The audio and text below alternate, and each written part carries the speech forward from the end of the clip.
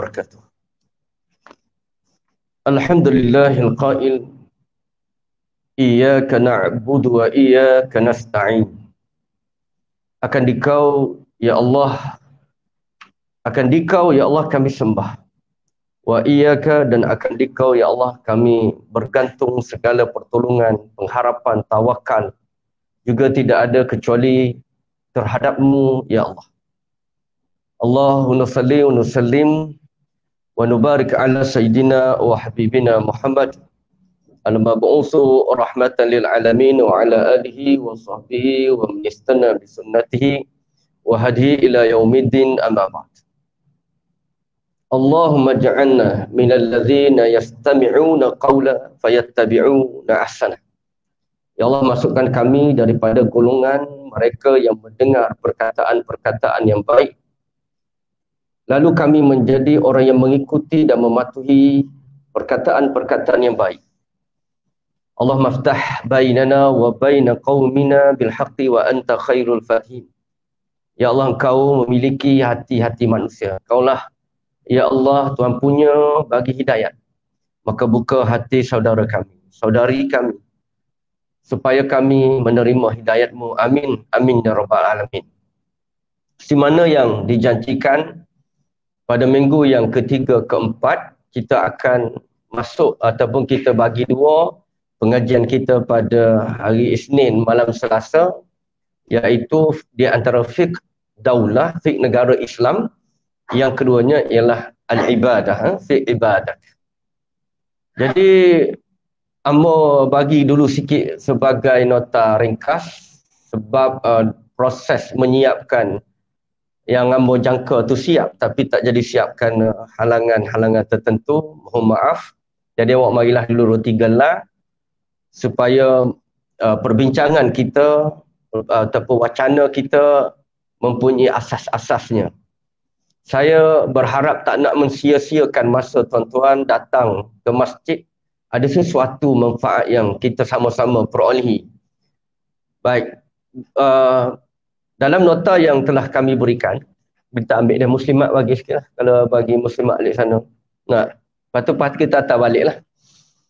Sebahagian tu telah beri ke muslimat. Konsep ibadat. Ini adalah ceraian daripada tulisan ataupun teks rujukan yang kita jadikan dalam pengajian kita, iaitu dalam bab bermazhab dalam ibadat. Jadi oleh kerana ini merupakan bahagian yang pertama daripada dua bahagian, yang satu lagi ialah mazhab. Jadi yang mencerai dulu pembincangan kita berkaitan dengan ibadat. Dengan lafaz bismillahirrahmanirrahim, kita baca alhamdulillahi allazi syara'a lana min ibadati limasalihil khalqihi wa salatuhu wa salamuhu ala Muhammadin Nabi allazi arsyadana ibadatillahi haqqan ibadatihi ataupun ibadatihi wa ala alihi wa sahbihi wastanna bisunnatihi wa hadihi wa nala bi syafi'atihi, amma ba'd. Alhamdulillah, segala puji bagi Allah. Ni adalah adab kita bila membuka apa terutamanya perkara-perkara berkaitan dengan ilmu khutbah baik, semua kita mula dengan alhamdulillah, kitab-kitab puji dia kita kepada Allah. Kerana mengembalikan semua ni daripada Allah. Allazi, yang mana sifat bagi Allah, syara'a lana, yang mensyariatkan lana bagi kita, min ibadati tu salah tu. Ana pergi letak baris ibadata kerana kita tarik ni kada dia tidak selari dengan gapo kita baca. Sepatutnya ibadati. Sebab min tu huruf jar. Bila huruf jar, maka dia kena bagi bawah. Dia tidak pula ismul lazi la yang sarif. Jadi huruf jar ni min, ala, wa ala, ba, wa fa, fi, gapo semua ni huruf jar. Tapi ambo pergi letak bagi data. Jadi sebab tu, walaupun benda tu kitab yang dicetak, kita kena tak boleh telai bulat-bulat. Kita kena tengok juga kadang-kadang berlaku kesilapan kecil, terutamanya dalam baris. Begitulah terlampau telitinya dalam tashil Quran. Biasanya 20 orang akan mentashih Quran ni supaya baris titik apa semua tu tidak berlaku kesilapan. Limasalihi, Allah mensyariat bagi kita ibadah. Limasalihi, bagi kemaslahatan khalqihi, makhluknya. Tidak Allah bertujuan dan mempunyai niat kepentingan daripada ibadat. Ibadat semaya, solat, rokok, sujud, sedekah yang kita buat itu semuanya kembali kepada kita. Buktinya Allah tak ambil upah. Tidak siapa pun meninggikan darjat Allah walaupun manusia seluruh dunia maksiat, kafir, Allah tidak terjejas ketinggian keagungan. Dan begitu juga kalau manusia beribadat taat kepada Allah semuanya tidaklah sedikit pun mengurang atau menambah ketinggian zat Allah, kerana sifat pertama kepada Tuhan ni ialah apa dia? Dia mesti istighna, dia mesti kaya daripada tiap satu. Kalau dia tak kaya, itu tidak Tuhan. Jadi kalau tokoh kayu kita pergi sembah, maka tokoh kayu tu, Tuhan-Tuhan, dia nak jadi tokoh kayu tu pun dia berhajat dah. Jadi kalau kita pergi sembah selain daripada sesuatu, maka sesuatu itu tiap sesuatu berhajat. Wassalatu wassalamu, selawat dan salam kepada Nabi Muhammad an-Nabi, iaitu Muhammad Rasul lagi Nabi, allazi arsyadana, yang dia tunjuk kepada kita. Bayin. Arsyadana wa tabayyana lana, dia menyatakan kita. Kerana tu ibadat kita tidak sah kecuali kita turut Nabi. Kita turut Nabi. Dan turut Nabi pun kita tak jumpa, kita kena turut sahabat Nabi. Di tuan-tuan dan rahmati Allah, sebab tu mengaji kena berguru. Seperti mana Nabi Muhammad berguru dengan Jibril alaihissalam, maka sahabat ni orang yang berguru dengan Nabi SAW. Nabi tidak mari seorang cokoh, dia ada anak murid dia, dan murid inilah yang menakalkan kepada kita lagu mana ibadah.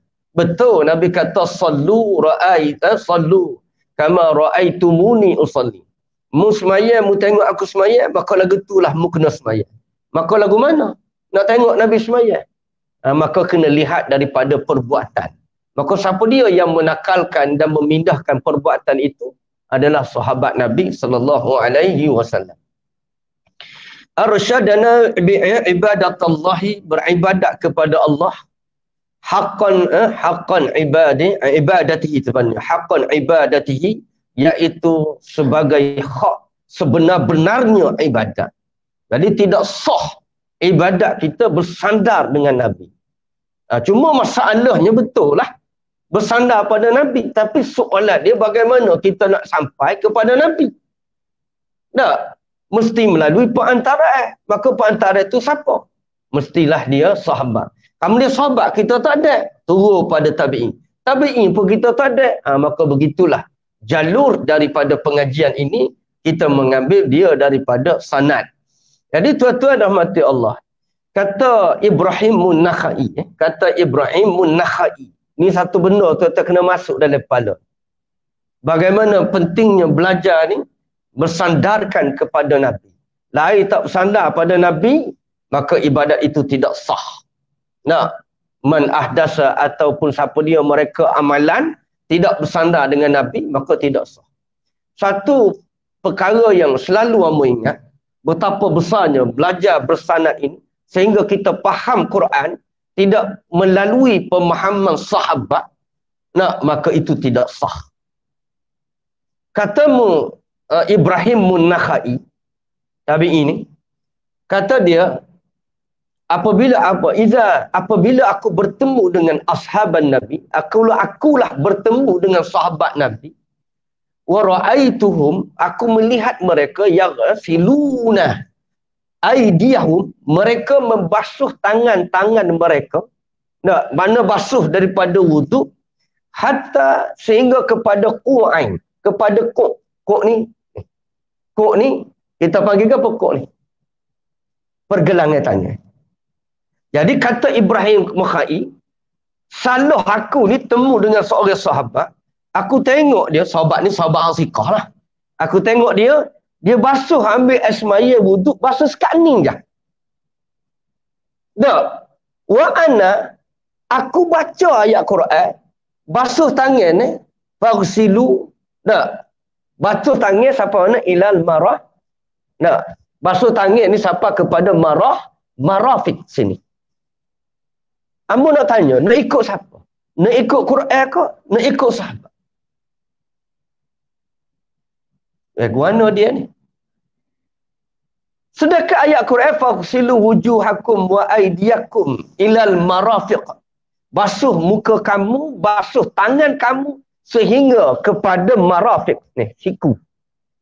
Tiba-tiba aku tengok sahabat basuh tangan sehingga dekat kok. Gaji tak dengar cerita ni? Gaji dah Ustaz Royak. Kita tu jenera. Jangan duk salah kepada Ustaz tak gaji. Padahal Ustaz Royak tu hari tu kita tak mari. Ataupun jenera nak. Ada dah Ustaz Saibul Royak, Ustaz lain Royak. Cuma mungkin tuan-tuan tak perasan. Kerana tak ambil perhatian. Amo ingat kaedah ni. Maka kata Nakhai, mazidtu. Mazada. Aku tidak akan tambah lebih daripada pergelangan tangan. Li'annahum. Kerana mereka lah yang mengambil ayat itu daripada Rasulullah. Tapi adakah sahabat buat gitu? Tak. Maknanya ialah mu tidak boleh memahami Quran, mu ambil bak Quran, mu pakai tafsir sendiri seperti mana liberalism, dia tafsir pakai ulama ataupun dia tak nak pakai alim ulama, dia pandai baca Quran, dia tafsir sendiri, maka dia terus kepada Quran dan hadis. Tak boleh tuan-tuan. Ini amu ingat semua dalam kepala ni bagaimana guru hamba mengajar orang yang mengambil daripada Nabi itu orang yang lebih faham Al-Quran daripadamu. Makna betul daripada marafik tu, tapi tafsir marafik tu. Gapa dia? Mungkin makna dia ialah kod. Kerana sahabat membuat daripada kod. Sebab tu sahabat Nabi ni telah dijamin ambil daripada mana mereka ayum. Dia kata daitum mustadaitum. Mana seorang mu ikut Umar ke, Abu Bakar, Ali, Osman ke, jangan duk turut Abdullah bin Ubay bin Salul tu. Tidak masuk dalam perbincangan ini. Dan ini pun yang hamba kata tadi, menakalkan daripada Ibrahim Nakhai tadi, tuan-tuan, dalam bahasa balaghah, dalam ayat balaghah. Maksudnya ialah betapa sahihnya, mu'tamadnya, apa yang diputus dan ditafsir oleh sahabat terhadap ayat Quran itu, jika sanadnya, riwayatnya mutawatir, maka itulah yang memaksudkan daripada ayat tersebut daripada Rasulullah sallallahu alaihi wasallam. Jadi ilmu tu dengan mengaji, dengan bersanad dengan sahabat Nabi sallallahu alaihi wasallam. Baik. Jadi begitulah saudara-saudariku. Saudara-saudara kita nak sebut tuan-tuan dan puan-puan pun berasa macam tak arkab ya.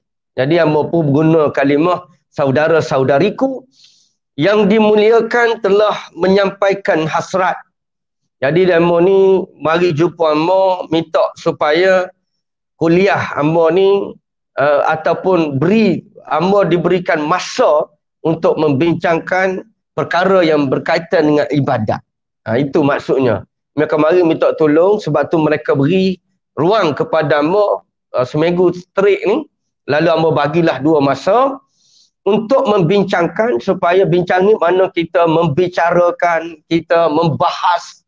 Nak kita bukan nak balas, nak bincang. Kalau bincang ni dia guna ayat tu makna mari kita bincang. Bincang ni lebih kepada proses perundingan. Nah ni.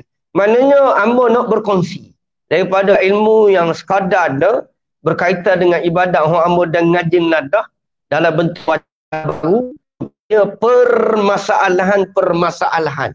Kalau boleh kita pergi kepada masalah-masalah. Sebab tu dalam penulisan yang ada sebahagian kita ni adik-adik mahasiswi bila dia nak tulis tesis, perkara pertama yang menjadi induk di antara tiang rukun kepada bahas ni, dia mesti kena ada apa dia permasalahan-masalah.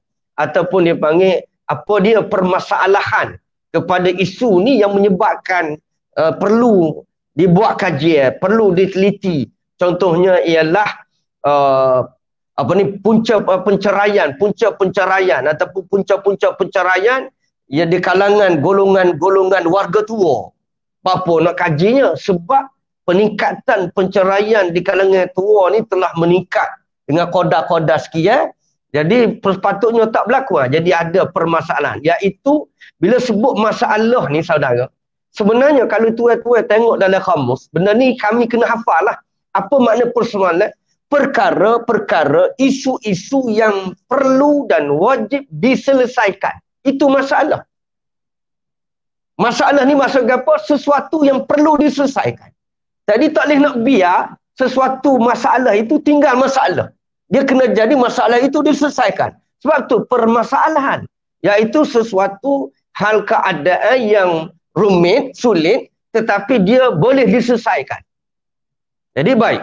Jadi bicara kita ni ialah permasalahan-permasalahan yang berkaitan dengan ibadah. Berkaitan dengan ibadah. Banyak.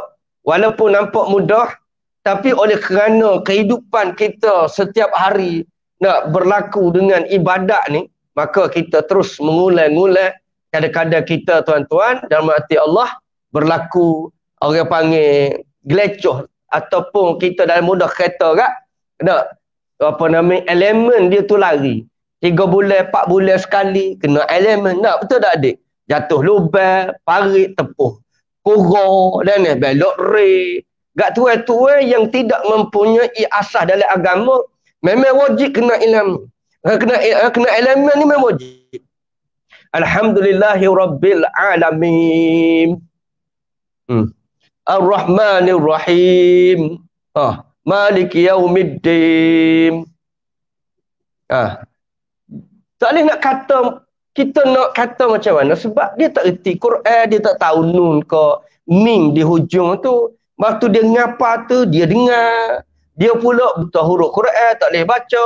Waktu dia ngapa tu betul Ar-Rahmanir Rahim. Jadi Rahim tidak jadi Rahim. Mula dulu betul tapi dah kuat isyak rokok dia jadi kerah likalid. Karena bemak. Jadi kena buat sama benda-benda gini betul. Kadang-kadang kemas sikit bemak longgar. Betul tak? Moga skru ni walaupun skru tu kemas nak, kena kemas sama. Dia longgar. Lama-lama dia ruwa. Ruwa ni lah melalui proses penyegaran. Kita perlu proses peringatan, tazkirah setiap masa. Jadi saya harap saya menyelesaikan beberapa masalahan itu, iaitu kekurangannya menyegarkan balik, memperkemaskan balik perkara-perkara yang telah kita tahu. Jadi janganlah tuan kata ngaji dah. Mungkin ada perkara-perkara di situ yang perlu kita perkemaskan. Kalau hak kemah tu betul. Hak kemah tu ustaz ayat tu betul. Betul alhamdulillah. Kalau tak betul betul. Jadi kita pakai tembok tu rasa sendirilah, jangan duk jenera. Khususnya ibadat khususi. Ibadat khususi ni kita ada ibadat dua, iaitu ibadatul mahdah, ibadatul ghairul mahdati. Mahdah ni asal maknanya kalau asal makna mahdah ni makna tulen. Tulen ni maknanya kalau kita kata mah tulen. Mah tulen tu mahdatun. Mahdah. Jadi ulama membahagikan amalan ni kepada ibadat kepada dua, iaitu ibadatul mahdah, ibadatul ghairul mahdah. Lepas pada ni kita bincang ni baru mukadimah. Cuma menurut ibadatul mahdah ini ialah ibadat iaitu kullu amalin yahtaju ila niyyati, setiap amalan yang mempunyai dan berhajat kepada niat. Dan dia pula mempunyai sifatun makhsusatin atau kaifiyatun makhsusatin. Dia mempunyai kaifiat yang khususi. Dan ini penting bagi ulama, kalau dia tak boleh pelega di antara ibadat ni duduk mahdah atau tidak mahdah, dia jadi celaru di dalam menentukan asah ibadat ni. Kerana ibadatul mahdah la yasihu illa binniyah. Kaedah prinsip amdianya, mahdah ni dia berhajat pada niat. Baik, syahadah, penyaksian. Menyaksi ni jadi saksi. Ni wajib ni jadi saksi ni. Jadi saksi ni. Baik, saksi ni ibadatul mahdah ke ibadatul ghairul mahdah? Ulama duk gile. Mari alik ni, mari alik ni, mari alik. Tak perlu niat. Kau perlu niat. jadi saksi. Saja aku jadi saksi 2 rakaat mengikut imam kena Allah Ta'ala. Ada orang niat gitu jadi saksi. Tapi ulama meletakkan dia dalam ibadatul madhah. Betul. Sebab apa? Sebab dia mempunyai sifat yang khususi. Apa ni? Syahadah tidak boleh diwakilkan. Tak boleh kita nak wakil. Kawin wakil demo lah. Jadi saksi kawal di mahkamah. Tak boleh, bang. Sebab saksi tu maknanya ain yang melihat. Dia nak pindah mata ke orang lain ni tak boleh. Dia ni. Jadi kalau saksi tu tak mari, tak boleh. Tak boleh nak wakil saksi ni. Saksi ni tak boleh nak wakil. Tak ada dengan kes. Dalam pembejaran itu, saksi kepada Najib telah diwakilkan kepada kadir. Mana boleh. Jadi, baik. Jawapan dia apa tak boleh? Ni. Kenapa tak boleh? Nak jawab kan, Abang? Tak boleh. Sebab tak boleh. Sebab hukum syarak. Itu je jawapan yang kita boleh terik. Jawapan kita kerana dia min ibadatil mahdah. Jadi ada jawapan dia. Gapo imatul wadah? Kita pun ayat lalu. Sebab tu aku suruh mengaji. Padahal kita reti pun sekat tu je. Nah.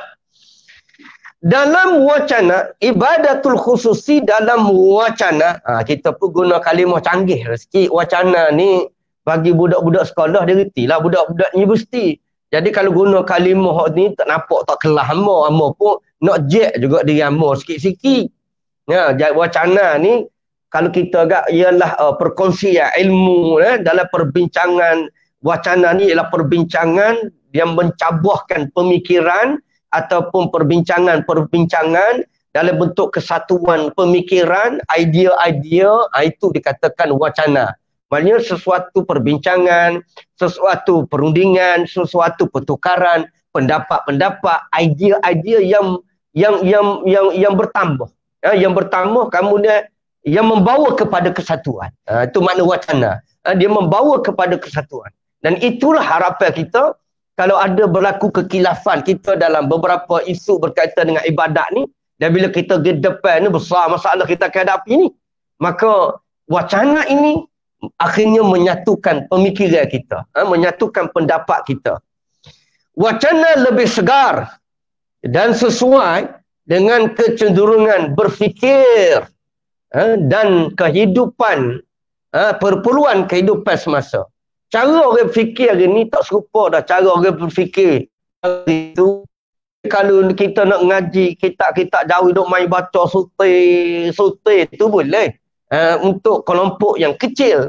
Tapi untuk umumi gini, kalau duk main bermula air ataupun bermula sembahyang, itu wajib iyo. Mana iyo tu?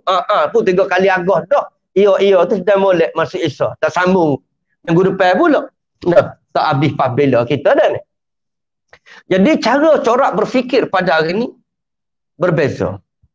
Kita kena terima setiap minit berubah.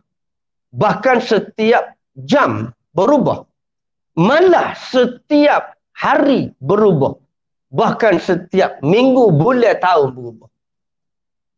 Betul ke tak, Abang? Nah, lo ni kita duduk sini dunia berubah. Dengan pendekatan baru, dengan kaedah baru. Walaupun semaya kita 4 rakaat, 5 rakaat, tapi betul. Tak ada 5 rakaat ni, minta maaf ni. Ya, ada 5 ni, ada 5 Abang. Ada 5, kau tak ada 5. Gapa? Bagus Abang. Batu anak murid Amor ni pandai belakang dah. Jadi cumanya dia gagah. Amor pun tak ingat dah, saya boleh tebuk 5 sasa ni. Sebaik dia tolong ni. Kita ada 5 ni, hak witir tak? 7 ataupun 9, hak witir. Baik. Berfikir cara hari ni berbeza. Beza tak beza, anak kita tengok, nak kehidupan dia dah berbeza. Acu bui kamu, acu selok. Bui buah diri dia, letak situ jangan koyak. Dia makan atau tak makan? Tobat jilat cetung. Orang gan kata tobat lahung. Duduk situ, bekas diri. Dia nak koyak diri pun dia cari tak jumpa. Paksa duk mana. Siapa ada satu orang tu cerita. Dia buah motel beli duk kepah buruk gitu. Buah motel ada depan rumah dia ni kait letak. Tak makan budak. Tapi kalau letak begar, gogah, pakai keli. Dan bubuk ikan. Tapi bila mak dia ni koyok, buah motel, koyok letak dalam peti, habis budak lah ni tuan-tuan, koyok motel. Baik. Dia tak mengubah lagi tu. Amo tak pergi lagi tu. Okey, amo nak pergi depan sikit. Dalam sehari dua ni, amo ada kesempatan jumpa dengan salah seorang daripada komando dalam tentera kita. Jadi amo pun tanya dia secara, kau kata buah-buah, setara manakah kualiti tentera pada hari ni? Amo tanya ni. Dia ngilih kepala lah. Tak lagi ustaz, dengan hak dulu tak leh. Tambah-tambah komando ni 200 orang, 300 orang masuk untuk satu sesi. 20 orang je lepas. 20 tu ramai dah. Orang lain berhenti setengah jalan. Amo kata gapo hak paling berat kali? Dia cerita step-step hak paling berat kali. Maka sistem latihan lah ni telah dikurangkan. Sebab nak marah tak boleh budak mari lah ni budak hak tak koyak motel. Betul ke tak moyak ni? Kena panas sikit demi berhidup. Kita dulu main dalam perai air goga naik. Kemudian tak seroyak lah cerita curi motel Poni Haji tu. Tobat dah ni. Nakal sampai tu kau Datuk Bila ni. Datuk Bila dia juh yang kecil lagi. Tak. Jadi kehidupan dan amo terkejut yang mengejutkan tuan-tuan ialah 2/3 daripada yang masuk tidak pandai berenang.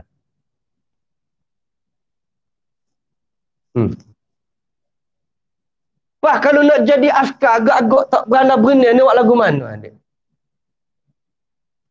Askar apa berani pandai berani pun tak. Jadi inilah data baru yang kita terima kehidupan kita pada hari ini. Jadi hamba mengajar putua-tua tak boleh marah-marah. Ketik sikit-sikit. Kalau tidak minggu depan pagi. Pak hati. Jadi kecenderungan cara berfikir dengan internet tak wadah dan keperluan hidup semasa ni kita akan bahas.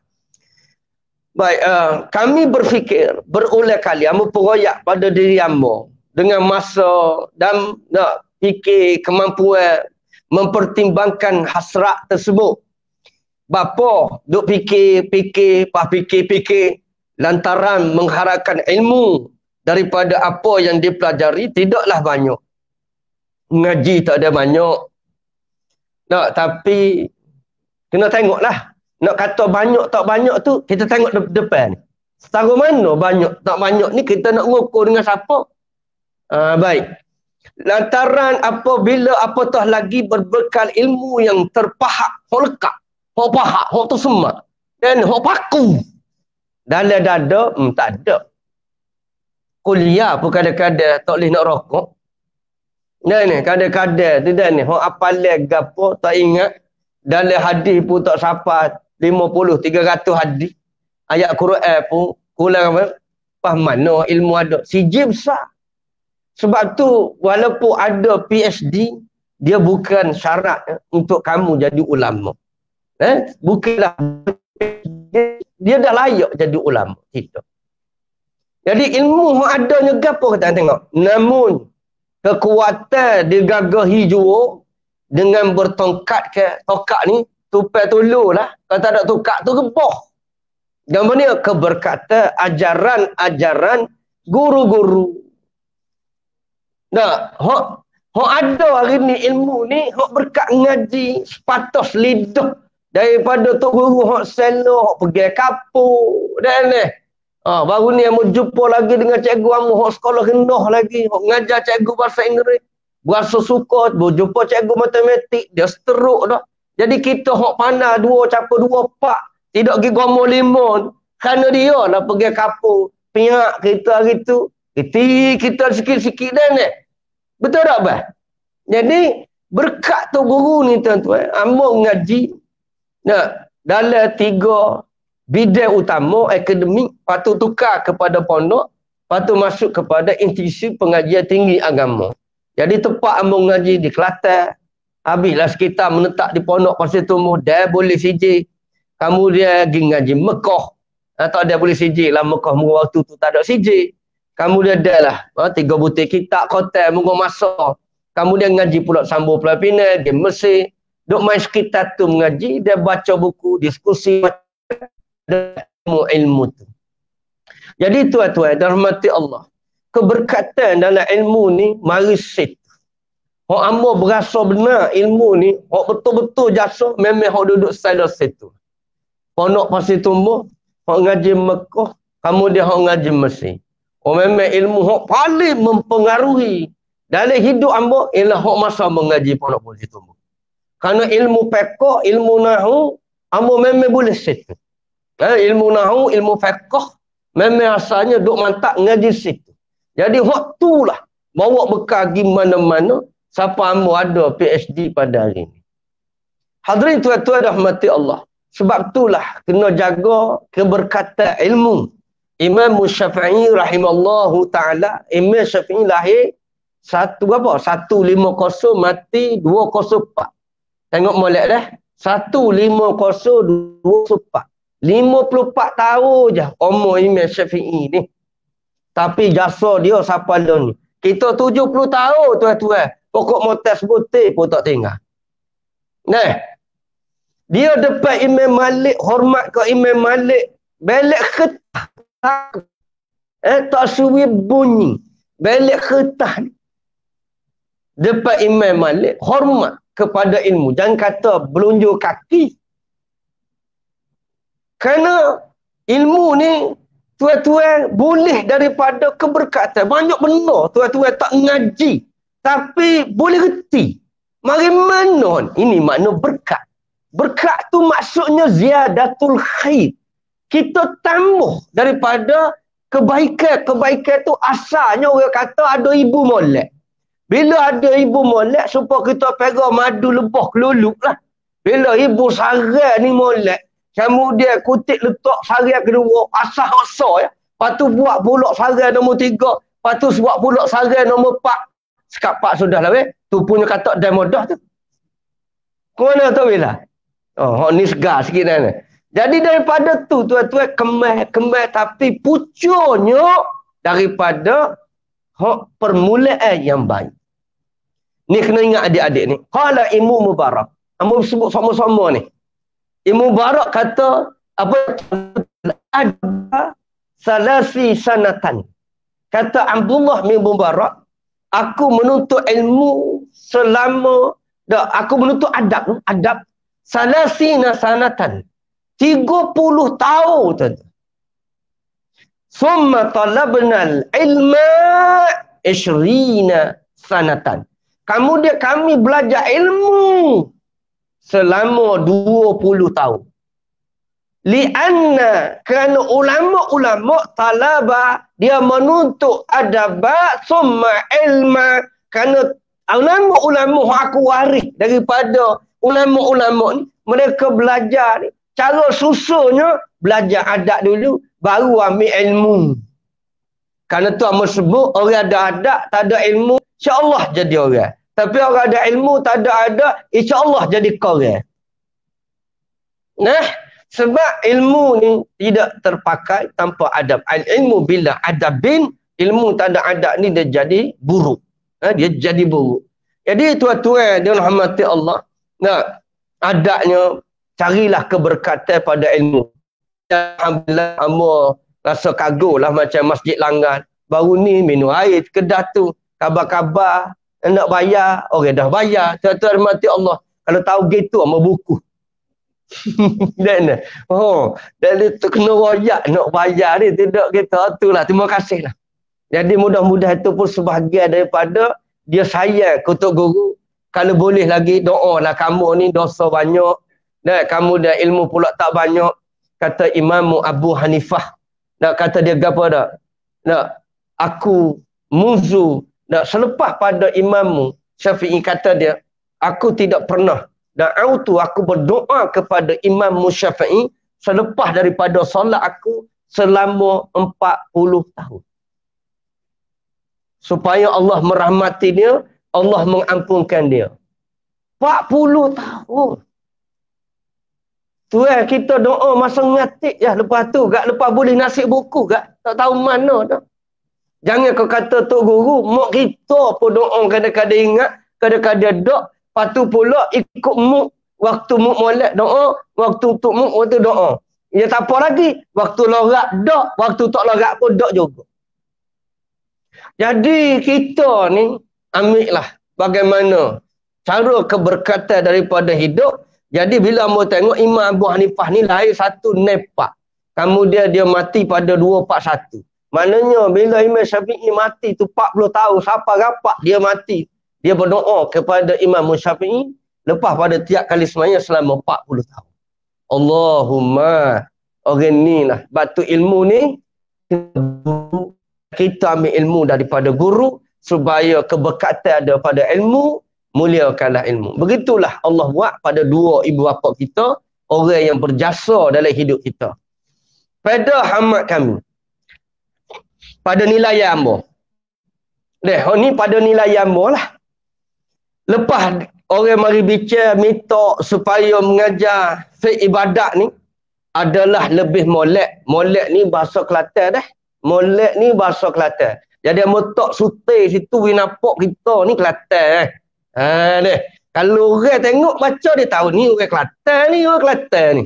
Sebab tengok keleweki tu tahu mana keleweki tu. Nak cari dalam peta baru jumpa. Tapi molek. Molek ni orang molek. Molek ni bagus. Sesuai. Cantik. Bahasa Kelantan tak? Jadi hamba rasalah hak moleknya dibincangkan terlebih dahulu apa dia ibadah. Belum kita pergi bab semaya, wuduk tu. Cerita dia semaya ngajar bab semaya, ustaz ngajar mula. Biar detailkan masalah-masalah. Hak kakak-kakak satu bakal lalu gitu je. Masalah dalam ibadat ni supaya kita dapat pencerahan situ. Maka sebelum kita pergi situ kita kena faham dulu apa dia ibadah dan bagaimana seharusnya beribadat.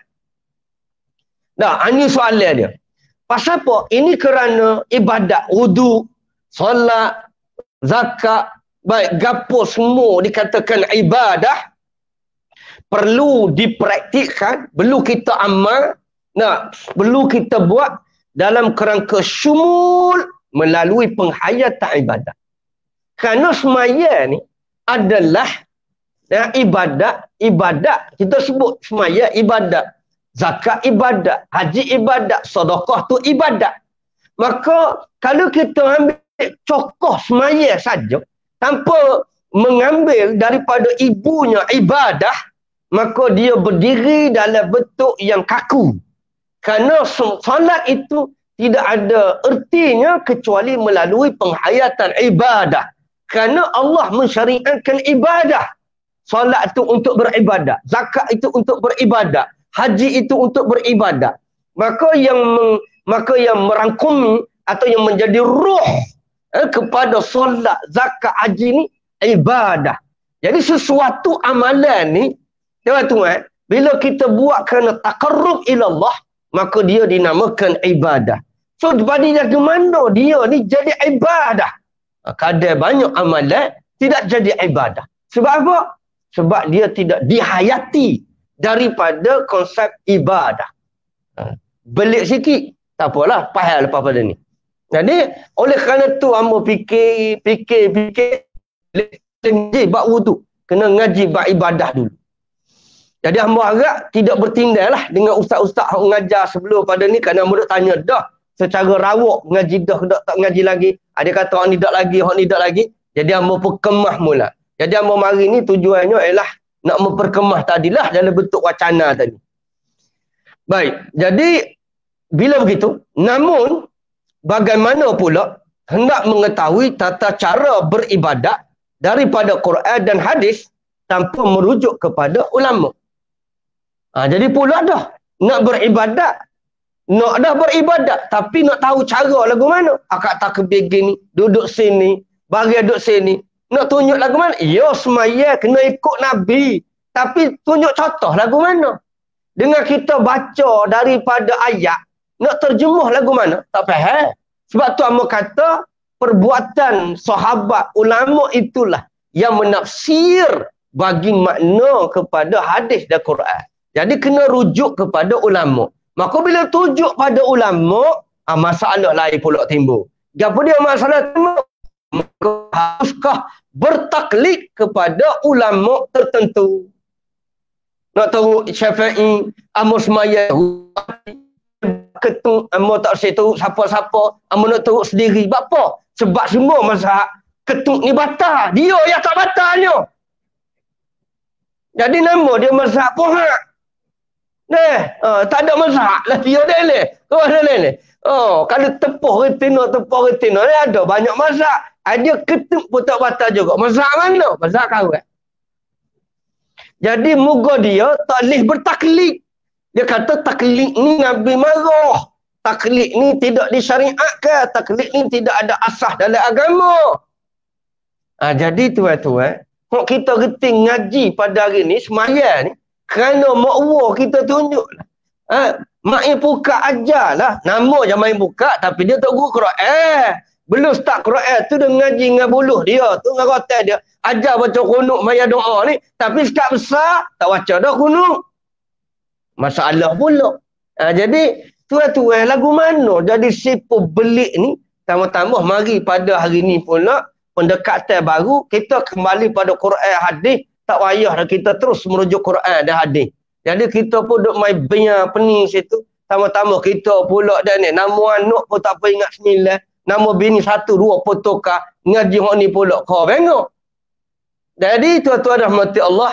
Maka beramal tanpa mazhab. Atau mencampur aduk antara mazhab. Jadi inilah soalan-soalan yang Amba kata persoalan ni. Teka-teki ni. Masalah ni. Amba kena selesai. Memerangkap orang awam dalam dilema. Tak erti dia. Bagi dengan ustaz ngajar malam Selasa gini. Mari malam Rabu pula gitu. Mari malam Jumaat pula lepas gana gitu. Bagaimana salah lagi? Dia pun serabut pakai tak mari masjid. Sebab tu ramai tak mari sejid. Serabut aku. Ni kau berat kalau dia duduk tahan gitu. Tak apa. Jika kekeliruan ini tidak berjaya dirungkaikan, akan terus ditanggung sampai mati. Mati dalam keadaan tak faham beribadat dia ni. Inilah ya cuba Amba. Justru kami membincangkan konsep bermazhab dalam ibadat. Jadi Amba akan buat satu maqalah lebih kurang dalam 40-50 lah. Dalam proses ni Amba akan photostat dalam 2-3 minggu lagi. Iaitu tajuk dia ialah bermazhab di dalam ibadat. Jadi perlu, kalau tak perlu, kalau tak perlu kita nak buat lagu mana? Kalau perlu kita nak pakai lagu mana? Ada tempat mana kita perlu, tempat mana kita tak perlu. Ini soalan yang Amba akan jawab di dalam perbidangan ni. Jadi ni bidang Amba lah ni. Ni bidang Amba. Tapi Amba tak mengajar dulu tu kerana dah ramai dah ustaz ajar. Amba ni moga hak tak berapa pandai daripada hak pandai kan? Kau dulu. Jadi tuan-tuan rahmati Allah, harapnya dengan keperluan orang awam di dalam pengajian informal. Jadi pendekatan ambanya tidak detail seperti mengaji di universiti lah. Bawa dalam konsep yang sesuai biqadri uqulihim khatibun nas. Kita akan beri pendekatan bersesuai dengan pemahaman tuan-tuan. InsyaAllah mudah faham. Yang kita bagi pada dua bahagian, iaitu konsep ibadat dan mempraktikkan mazhab di dalam ibadat. Diharap penjelasan dan perbincangan ini akan membantu memperkasa pemahaman, kesedaran penghayatan ibadat yang melayakkan, yang mana kita diterima. Kemudian bila Tuhan terima, baru dapat rahmat Allah, dapat ampunan Allah, barulah amalan kita ni jadi hijau. Betul ke tak? Kalau amalan kita tak terima, lagu mana? Baik. Jadi bagi kita orang awal ni, isu ni walaupun nampak mudah, tapi dia kadang-kadang menjadi dilema ataupun persimpangan di antara hak ni dengan hak ni, dia nak pakai hak mana. Jadi kembalilah kita dulu, kita ngaji asal dulu bagaimana kedudukan mazhab di dalam ibadat. Sepas kita pas situ, kita pergi depan, insya-Allah dia menjadi lebih mudah. Aku li qauli hadza, astaghfirullah li wa lakum. Wassalamualaikum warahmatullahi taala wabarakatuh. Hantar balik nota tu. Kita simpan